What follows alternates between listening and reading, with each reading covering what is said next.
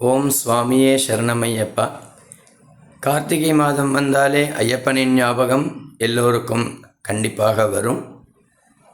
ஆதலால் ஐயப்பனின் மகிமையும் அவன் பெருமையையும் பற்றி தினம் ஒரு நாளாக நாம் பேசிக்கொண்டிருக்கிறோம். அந்த வகையில் நேற்று ஹரியான மகாவிஷ்ணுக்கும் ஹரனான பரமேஸ்வரனுக்கும் மகனாக ஐயப்பன் பிறந்ததால் ஹரிஹரன் என்று பெயரிட்டோர். இன்று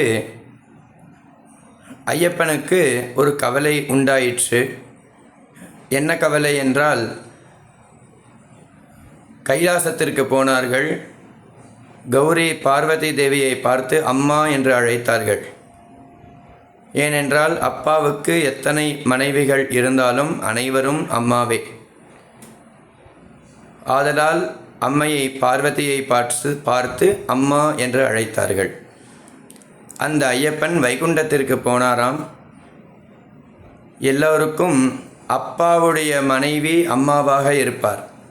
ஆனால் மகாவிஷ்ணு அம்மாவாயிற்றே, அம்மாவிற்கு ஒரு மனைவி உண்டோ, அந்த மனைவியை நான் என்ன கூறி அழைப்பது என்று கவலையில் இருந்தார் என்று அப்பைய தீட்சிதர் சரித்திரத்தில் இந்த கதை வரும்.